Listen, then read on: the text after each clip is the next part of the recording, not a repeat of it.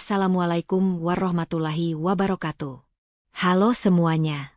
Selamat datang di Lembar Kisah, channel yang membahas kisah dalam rumah tangga. Sebelum kita lanjut ke cerita, mari kita sholawat dulu. Allahumma sholli ala Muhammad wa ala ali Muhammad, dan jangan lupa klik tombol subscribe dan nyalakan lonceng notifikasi supaya kamu nggak ketinggalan cerita seru selanjutnya. Ayo mulai perjalanan kita sekarang. Selena Anindita menghela napas panjang saat menatap jam dinding di ruang tamunya. Jarum pendek sudah melewati angka 12 malam. Namun Rafael Aditya, suaminya, belum juga pulang. Ini bukan pertama kalinya ia terjaga larut malam menunggu kepulangan pria yang dulu berjanji akan selalu ada untuknya. Sudah berbulan-bulan Rafael sering pulang terlambat dengan alasan pekerjaan. Namun, malam ini berbeda. Ada sesuatu yang mengganggu perasaannya.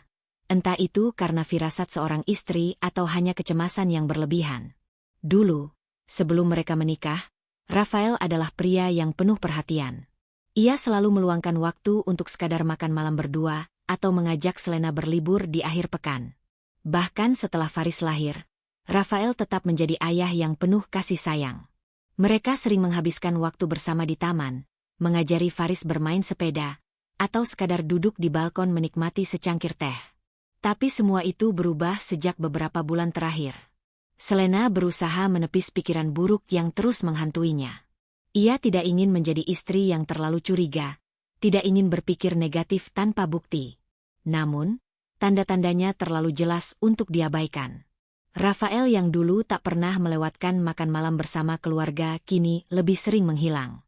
Ponselnya selalu ia bawa kemana-mana, bahkan saat ke kamar mandi sekalipun. Beberapa kali Selena mendapati suaminya tersenyum kecil saat membaca pesan di ponselnya. Namun saat ia mendekat, Rafael buru-buru menguncinya.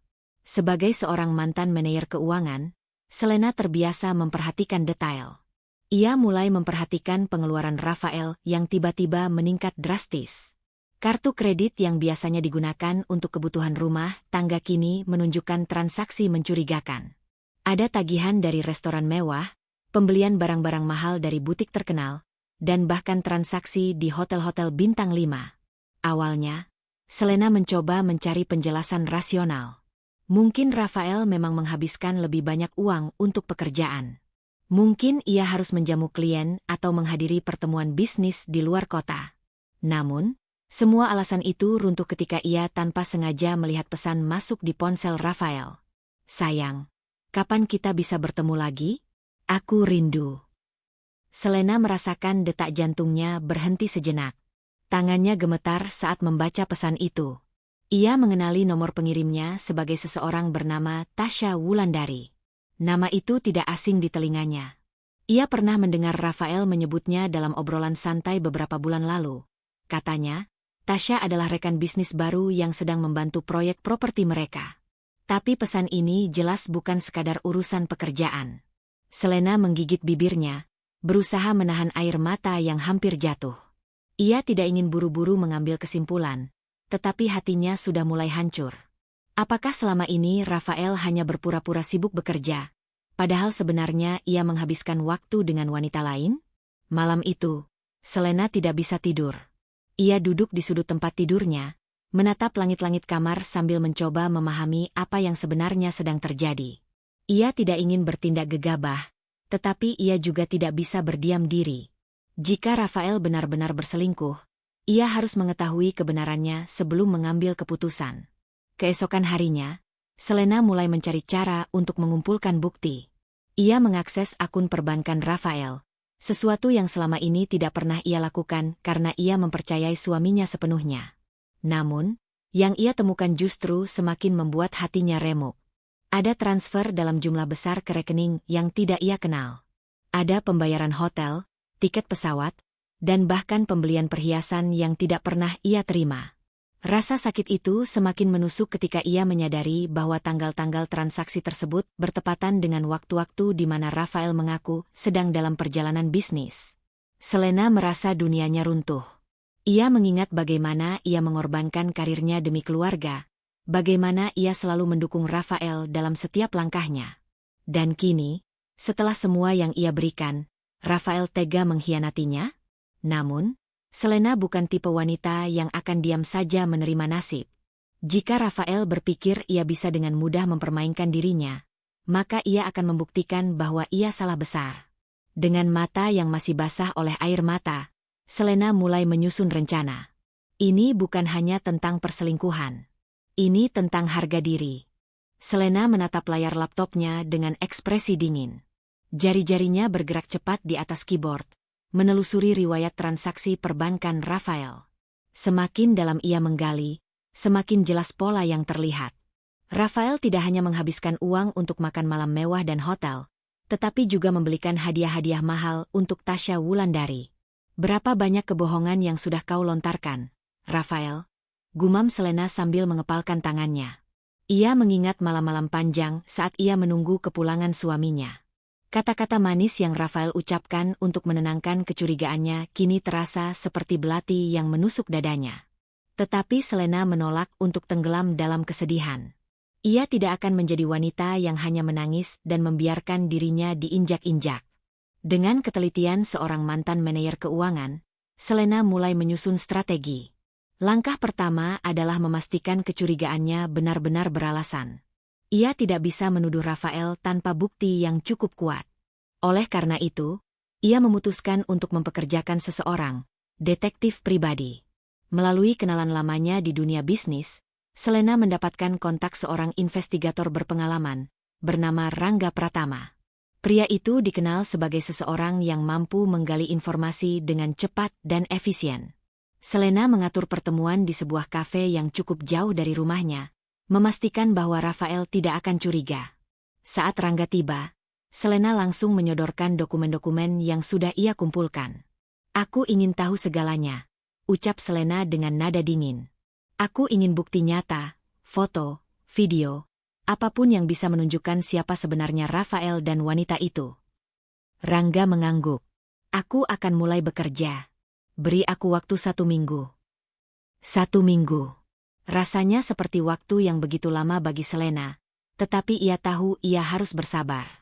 Sementara Rangga bekerja mengumpulkan bukti, Selena juga tidak tinggal diam. Ia mulai merancang rencana finansialnya sendiri. Selama ini, meskipun ia sudah berhenti bekerja, Selena tetap mengelola beberapa investasi dan bisnis kecil-kecilan. Ia memiliki rekening pribadinya sendiri yang Rafael tidak ketahui, serta beberapa aset yang masih atas namanya. Ia sadar bahwa jika Rafael benar-benar berselingkuh, maka ia harus bersiap untuk segala kemungkinan, termasuk skenario terburuk, perceraian. Namun, perceraian bukanlah tujuannya saat ini. Selena ingin Rafael merasakan apa yang telah ia lakukan. Ia ingin membuat suaminya sadar bahwa ia telah kehilangan sesuatu yang jauh lebih berharga daripada sekadar harta, kepercayaan dan cinta istrinya. Hari demi hari berlalu dengan ketegangan yang semakin meningkat. Rafael masih terus dengan kebiasaannya pulang larut malam, menghabiskan lebih banyak waktu di luar rumah. Namun kini, Selena tidak lagi bertanya atau menunjukkan kecemasannya. Ia mulai bersikap lebih dingin, lebih diam. Rafael sempat menyadari perubahan sikap Selena dan mencoba mendekatinya. "Kamu baik-baik saja, sayang?" tanya Rafael suatu malam saat ia akhirnya pulang sebelum tengah malam. Selena hanya tersenyum tipis. "Aku baik-baik saja. Mungkin aku hanya lelah." Rafael tampak ragu, tetapi tidak menggali lebih dalam. Selena tahu, di kepalanya Rafael mungkin berpikir bahwa istrinya tidak tahu apa-apa. Itu adalah kesalahan terbesar Rafael. Ketika seminggu berlalu, Selena akhirnya menerima laporan dari Rangga. Ia duduk di dalam mobilnya, membuka amplop coklat yang berisi foto-foto Rafael bersama Tasya. Ada foto mereka berdua makan malam dengan suasana romantis. Foto Rafael yang menggandeng tangan Tasya saat keluar dari hotel. Bahkan ada satu foto yang memperlihatkan Rafael mencium kening wanita itu di dalam mobilnya. Selena merasakan dadanya sesak. Meskipun ia sudah menduga ini, melihat bukti nyata tetaplah menyakitkan. Namun, di balik kepedihan itu, ada kemarahan yang perlahan menguat dalam dirinya. Selena mengambil ponselnya dan menghubungi manajer bank tempat Rafael menyimpan sebagian besar uangnya. "Halo, saya ingin membekukan salah satu rekening yang saya pegang bersama suami saya," ucapnya dengan tenang. Manajer bank tampak terkejut. "Apa ada masalah, Bu Selena. Tidak ada yang perlu Anda khawatirkan. Saya hanya ingin memastikan bahwa uang di rekening itu tidak digunakan untuk sesuatu yang tidak seharusnya. Dengan langkah itu, Selena telah memulai serangan balasannya. Rafael mungkin berpikir ia bisa terus bermain di belakang Selena. Tetapi ia akan segera mengetahui bahwa istrinya bukanlah wanita lemah yang bisa ia permainkan. Malam itu, hujan turun dengan deras di luar jendela apartemen mewah yang dulu menjadi tempat tinggal bahagia bagi Arini dan Reza. Namun, kini suasana di dalamnya lebih dingin dari angin yang berhembus di luar. Arini duduk di sofa dengan secangkir teh yang sudah dingin. Matanya menatap layar ponsel yang menampilkan bukti-bukti perselingkuhan suaminya yang semakin tidak terbantahkan. Percakapan penuh mesra, foto-foto perjalanan rahasia, bahkan transaksi mencurigakan di rekening bersama mereka. Semuanya telah ia kumpulkan dalam satu folder yang siap ia gunakan untuk konfrontasi terakhir. Reza, yang baru pulang dari perjalanan bisnisnya, atau setidaknya itulah yang ia klaim, melangkah masuk dengan wajah kelelahan. Jasnya tampak sedikit basah karena hujan, dan ia langsung melempar tas kerjanya ke kursi tanpa menyadari bahwa istrinya sedang menunggu dengan tatapan yang tidak biasa. "Kenapa belum tidur?" tanyanya tanpa menoleh, sibuk melepas dasinya. Arini tidak langsung menjawab. Ia ingin melihat seberapa jauh suaminya akan bertahan dalam kebohongan ini. "Aku menemukan sesuatu," ucapnya dengan suara datar, tetapi penuh tekanan. Reza akhirnya menoleh. Alisnya sedikit mengernyit. "Apa maksudmu?" tanyanya, berusaha terdengar tidak peduli, tetapi nada gugupnya tidak bisa sepenuhnya disembunyikan. Arini mengangkat ponselnya, menekan layar, dan dalam hitungan detik, suara percakapan antara Reza dan wanita lain mengisi ruangan. Kata-kata mesra, janji-janji palsu, dan bahkan rencana untuk meninggalkan Arini semuanya terdengar begitu jelas. Wajah Reza langsung pucat. Ia melangkah mundur, seakan baru saja ditampar oleh kenyataan yang tidak bisa ia sangkal lagi. "Apa ini, Arini?" Suaranya bergetar, matanya mencari alasan, pembelaan, atau mungkin sekadar pelarian. "Aku yang harus bertanya, Reza. Apa ini?" Arini menatapnya dengan mata yang penuh kekecewaan. "Berapa lama kau pikir bisa menyembunyikan ini dariku?" Reza terdiam. Hening sejenak memenuhi ruangan, hanya suara hujan yang masih terus mengguyur di luar. Tapi tidak ada hujan yang bisa memadamkan api kemarahan dan luka yang dirasakan Arini malam itu. Reza menelan ludah, otaknya bekerja keras mencari cara untuk keluar dari situasi ini. "Arini, aku bisa jelaskan," katanya dengan suara bergetar, tetapi Arini mengangkat tangannya, menghentikan setiap kata yang ingin keluar dari mulut suaminya. "Jelaskan apa? Bahwa kamu sudah bertahun-tahun berselingkuh di belakangku? Bahwa kamu menggunakan uang kita untuk membiayai perempuan lain? Bahwa kamu bahkan berencana meninggalkanku begitu saja seperti aku ini sampah?" Suara Arini bergetar, tapi bukan karena takut, melainkan karena amarah yang begitu besar. Reza mengusap wajahnya. Frustasi. "Ini tidak seperti yang kamu pikirkan." Arini tertawa sinis. "Oh, jadi sekarang aku salah paham? Mau bilang apa lagi? Bahwa perempuan itu cuma teman? Bahwa semua ini cuma kesalahpahaman? Aku sudah punya bukti, Reza. Semuanya." Reza mendekat, berusaha meraih tangan Arini, tetapi istrinya langsung menarik diri. "Jangan sentuh aku," bentaknya. "Aku sudah muak dengan semua kebohonganmu." Saat itu, suara notifikasi ponsel Arini berbunyi. Ia melihat layar dan matanya semakin membelalak. Itu pesan dari seorang teman yang mengirimkan foto terbaru. Reza dan wanita itu, di sebuah hotel mewah, hanya beberapa jam yang lalu. Arini menatap Reza dengan pandangan yang berbeda kali ini, bukan hanya marah, tetapi penuh kebencian dan rasa jijik. "Kamu bahkan tidak berusaha menyembunyikannya lagi, ya?" Suaranya lebih rendah, tapi ada ketegasan yang membuat Reza semakin terpojok. Reza menghela napas panjang, lalu akhirnya berkata, "Arini, dengarkan aku. Aku memang sudah melakukan kesalahan. Tapi aku tidak pernah berniat meninggalkanmu." Omong kosong. Arini membanting ponselnya ke meja. "Kamu sudah merencanakan semuanya. Aku sudah membaca pesannya. Kamu pikir aku tidak tahu kamu sudah mengajukan permohonan cerai di belakangku? Reza terdiam. Wajahnya semakin pucat. Arini tertawa pahit. Ya, aku tahu. Aku sudah membaca dokumen itu sebelum kamu sempat memberikannya padaku. Reza kini benar-benar kehilangan kata-kata. Ia tak menyangka Arini sudah sejauh itu dalam mencari tahu semuanya. Dan saat itu juga, sesuatu dalam dirinya runtuh. Arini, aku. Suaranya nyaris tak terdengar. Tetapi Arini sudah membuat keputusannya. Ia mengangkat dagunya dengan tegas. Aku tidak akan membiarkan kamu mencampakkan aku seperti ini. Aku yang akan pergi duluan, Reza. Dan aku akan pastikan kamu menyesal seumur hidup. Reza terpaku di tempatnya. Ia tidak pernah melihat Arini sekuat ini sebelumnya. Biasanya, setiap kali mereka bertengkar, Arini yang akan mengalah. Tetapi kali ini berbeda. Ada sesuatu di matanya yang membuat Reza tahu bahwa ia telah melewati batas yang tidak bisa diperbaiki. Kamu mau pergi kemana? Tanya Reza akhirnya. Suaranya hampir putus asa. Arini tersenyum sinis. Jangan khawatir. Aku tidak akan mengemis padamu untuk bertahan. Aku sudah menyiapkan segalanya. Mulai besok, aku akan keluar dari rumah ini dan aku sudah menghubungi pengacara. Aku yang akan menggugat cerai. Dan percayalah, aku tidak akan pergi dengan tangan kosong. Reza menggeleng, mencoba mengendalikan situasi. Arini, kita bisa bicara baik-baik. Aku tahu aku salah. Aku bisa berubah. Aku bisa.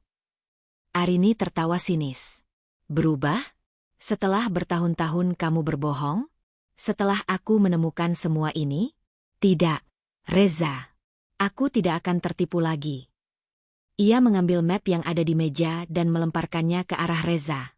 Map itu terbuka, menghamburkan beberapa dokumen. Reza membungkuk, mengambil salah satunya, dan wajahnya semakin pucat. Itu adalah laporan keuangan yang menunjukkan semua transaksi mencurigakan yang telah ia lakukan selama bertahun-tahun. Dari mana kamu dapat ini? Tanyanya dengan suara serak. Arini tersenyum dingin. Aku bukan perempuan bodoh, Reza. Aku tahu sejak awal ada yang tidak beres, tapi aku memilih untuk percaya padamu. Sekarang aku sadar, kepercayaanku adalah kesalahan terbesar dalam hidupku. Reza mencoba mendekat lagi. Tapi Arini mundur. Jangan sentuh aku. Suaranya tajam seperti pisau. Kamu tidak lagi punya hak atas aku. Aku sudah selesai denganmu. Saat itu, bel apartemen berbunyi. Arini mengangkat alisnya dan melirik jam. Tepat waktu, gumamnya, sebelum berjalan ke pintu dan membukanya. Di sana berdiri dua pria berpakaian rapi, salah satunya adalah pengacaranya, sementara yang lain adalah petugas bank. Reza merasakan ketegangan merayap di tulang punggungnya. Apa ini? Arini melipat tangannya di dada. Aku sudah membekukan semua rekening yang ada namaku. Dan aku juga sudah melaporkan penyalahgunaan dana perusahaan. Mulai sekarang, kamu tidak akan bisa menggunakan uangku lagi untuk membiayai selingkuhanmu. Reza membelalak. Kamu tidak bisa melakukan ini. Arini menatapnya tajam. Oh, aku bisa. Dan aku sudah melakukannya. Setelah semua yang terjadi, Arini tidak lagi melihat dirinya sebagai korban. Ia telah membuat keputusan, dan tidak ada lagi yang bisa menggoyahkannya. Hari itu, ia meninggalkan apartemen yang dulu ia bangun bersama Reza dengan kepala tegak. Ia tidak membawa banyak barang, hanya koper kecil berisi pakaian dan dokumen penting. Reza masih berdiri terpaku di ruang tamu, matanya kosong, tangannya mengepal. Ia telah kehilangan segalanya dalam sekejap mata. Rekeningnya dibekukan, asetnya diblokir, dan lebih buruk lagi, Arini sudah melaporkannya atas penyalahgunaan dana perusahaan. Jika ini berlanjut, ia bisa kehilangan pekerjaannya dan menghadapi tuntutan hukum. Tetapi bagi Arini, ini bukan tentang balas dendam. Ini adalah tentang keadilan. Ia tidak bisa membiarkan Reza lolos begitu saja setelah mengkhianatinya begitu dalam. Selama bertahun-tahun, ia telah menjadi istri yang setia, mendukung suaminya dalam segala hal. Dan bagaimana Reza membalasnya? Dengan kebohongan dan pengkhianatan. Hari pertama setelah meninggalkan rumah itu, Arini merasa ada beban besar yang terangkat dari pundaknya. Ia menyewa sebuah apartemen kecil di tengah kota, cukup nyaman untuk dirinya sendiri. Ia memutuskan untuk mengambil cuti sejenak dari pekerjaannya untuk menyusun ulang hidupnya. Namun, tidak lama setelah itu, Reza mulai menghubunginya. Awalnya lewat pesan singkat, lalu panggilan telepon yang tidak berhenti. Arini mengabaikannya. Ia sudah selesai dengan semua kebohongan itu. Tetapi suatu malam, ketika ia baru saja pulang dari supermarket, ia menemukan seseorang berdiri di depan apartemennya. Reza. Matanya merah, entah karena kurang tidur atau terlalu banyak minum. Ia terlihat kacau, rambutnya berantakan, dasinya longgar. Arini, tolong, katanya lirih. Arini menatapnya dengan dingin. Apa yang kamu lakukan di sini? Aku butuh bicara denganmu. Aku tahu aku salah. Aku tahu aku menghancurkan semuanya. Tapi aku tidak bisa hidup tanpamu. Suaranya bergetar. Arini menghela napas panjang. Hidup tanpa aku? Bukankah itu yang sudah kamu rencanakan sejak awal? Reza menggeleng cepat. Tidak, Arini. Aku bodoh. Aku terjebak dalam sesuatu yang tidak seharusnya. Aku tidak pernah benar-benar ingin meninggalkanmu. Aku hanya tersesat. Arini menatapnya lama. Dulu, ia mungkin akan luluh. Dulu, ia mungkin akan percaya pada setiap kata yang keluar dari mulut Reza. Tapi sekarang ia berbeda. Kamu tersesat? Tidak, Reza. Kamu membuat pilihan. Kamu memilih untuk mengkhianatiku. Kamu memilih untuk menghancurkan pernikahan kita. Dan sekarang kamu harus hidup dengan konsekuensinya. Reza meraih tangannya, tetapi Arini menarik diri. Aku sudah memutuskan. Reza. Aku akan melanjutkan hidupku. Tanpa kamu. Air mata menggenang di mata Reza. Aku mohon, Arini. Aku bersedia melakukan apa saja untuk memperbaikinya. Arini tersenyum kecil, tetapi kali ini bukan senyum penuh kasih sayang, melainkan senyum penuh kepastian. Sayangnya, beberapa hal memang tidak bisa diperbaiki. Dengan itu, ia melangkah masuk ke apartemennya, menutup pintu di belakangnya, meninggalkan Reza dalam kegelapan malam. Untuk pertama kalinya dalam hidupnya, Arini merasa benar-benar bebas. Beberapa hari setelah pertemuan terakhir mereka, Reza masih berusaha menghubungi Arini. Pesan-pesan panjang yang penuh dengan permintaan maaf terus berdatangan. Telepon yang tidak pernah dijawab. Bahkan, Reza mencoba mendatangi kantornya, tapi Arini sudah menginstruksikan resepsionis untuk tidak mengizinkannya masuk. Namun, di sisi lain, Reza juga mulai merasakan konsekuensi dari perbuatannya. Setelah Arini melaporkan penyalahgunaan dana yang dilakukannya, perusahaan tempatnya bekerja mulai melakukan audit internal. Beberapa rekening yang ia gunakan untuk menyembunyikan transaksi dengan selingkuhannya telah diblokir. Reza mulai terdesak. Sementara itu, Arini menemukan kedamaian baru dalam hidupnya. Ia mulai fokus pada karirnya, kembali menjalankan proyek-proyek yang sempat tertunda karena terlalu sibuk mengurus rumah tangga. Untuk pertama kalinya dalam waktu yang lama, ia merasa dirinya kembali dihargai bukan hanya sebagai istri seseorang, tetapi sebagai individu yang kuat dan mandiri. Suatu hari, seorang teman lama mengajaknya bertemu di sebuah kafe. Rina, sahabatnya sejak kuliah, yang selama ini hanya bisa memberikan dukungan dari jauh, akhirnya punya waktu untuk duduk dan mendengarkan langsung cerita Arini. Jadi, bagaimana rasanya sekarang? Tanya Rina sambil menyeruput kopinya. Arini tersenyum, menatap keluar jendela. Lega. Aku pikir aku akan hancur, tapi ternyata tidak. Aku justru merasa lebih kuat dari sebelumnya. Rina mengangguk setuju. Kamu memang lebih kuat. Aku selalu tahu itu. Reza yang bodoh karena tidak menyadari apa yang ia miliki. Arini menghela napas. Aku tidak mau lagi memikirkannya. Dia sudah membuat pilihan. Dan aku juga sudah membuat pilihanku. Aku hanya ingin maju. Tetapi meskipun Arini ingin menutup lembaran itu, takdir seolah belum sepenuhnya selesai dengan mereka. Suatu malam, ketika Arini baru saja pulang dari kantor, ia menemukan sebuah amplop terselip di bawah pintu apartemennya. Tidak ada nama pengirim, Hanya tulisan tangannya sendiri yang tertera di bagian depan. Dengan ragu, Arini membuka amplop itu. Di dalamnya, ada surat panjang dari Reza. Arini, aku tahu aku sudah kehilangan hak untuk memintamu membaca ini, tapi aku mohon luangkan sedikit waktumu. Aku tidak akan meminta maaf lagi, karena aku tahu kata-kata saja tidak cukup untuk memperbaiki semua yang telah kulakukan. Aku hanya ingin kau tahu bahwa aku menyesali semuanya. Aku kehilangan pekerjaanku, kehilangan harga diriku, dan yang paling buruk, aku kehilangan kamu. Aku telah mencoba untuk mencari cara memperbaiki semua ini, tapi aku sadar bahwa beberapa kesalahan memang tidak bisa diperbaiki.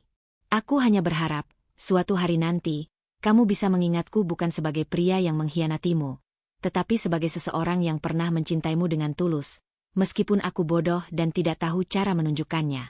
Terima kasih untuk semua yang pernah kita miliki. Aku harap kamu bahagia. Arini menutup surat itu, menatap kosong ke arah dinding. Hatinya berdesir, tetapi bukan karena rasa sakit, melainkan karena kepastian bahwa ia sudah benar-benar selesai dengan masa lalu itu. Ia mengambil napas panjang, melipat surat itu, dan meletakkannya di dalam laci meja. Ia tidak membakarnya, tidak merobeknya, hanya menyimpannya, sebagai pengingat bahwa ia pernah melalui badai itu dan keluar sebagai pemenang. Esok harinya, Arini berjalan dengan kepala tegak. Hari baru, hidup baru, tanpa bayang-bayang Reza lagi. Beberapa bulan telah berlalu sejak Arini menerima surat dari Reza. Kehidupannya telah banyak berubah. Ia kini menikmati hari-harinya tanpa dihantui rasa sakit atau amarah. Setiap pagi, ia bangun dengan hati yang ringan, menjalani rutinitasnya dengan penuh semangat. Di tempat kerja, Arini semakin dihormati sebagai seorang profesional yang tangguh. Proyek-proyek yang ia pimpin sukses besar, membuatnya mendapatkan promosi ke posisi yang lebih tinggi. Ia juga semakin dekat dengan kolega-koleganya, yang selama ini hanya ia lihat sebagai rekan kerja biasa. Perlahan, ia mulai membuka diri pada kehidupan sosial yang lebih luas. Namun, yang paling penting, ia telah berdamai dengan dirinya sendiri. Luka yang dulu terasa begitu dalam kini sudah mengering, menyisakan bekas yang tidak lagi menyakitkan. Ia belajar untuk memaafkan, bukan untuk Reza, tetapi untuk dirinya sendiri. Suatu sore, Arini duduk di balkon apartemennya, menikmati teh sambil menatap matahari yang mulai terbenam. Rina datang berkunjung, membawa sekotak kue favorit mereka sejak kuliah. Jadi, kapan kamu mulai berkencan lagi? Rina bertanya dengan nada menggoda. Arini tertawa kecil. Aku belum siap untuk itu. Aku masih ingin menikmati hidupku sendiri dulu. Rina mengangguk. Bagus. Yang penting, kamu bahagia. Arini tersenyum, menatap langit yang perlahan berubah warna. Ia memang bahagia. Dan untuk pertama kalinya dalam waktu yang lama, ia tidak lagi mencari kebahagiaan dari orang lain. Ia menemukannya dalam dirinya sendiri. Terima kasih sudah menonton sampai akhir.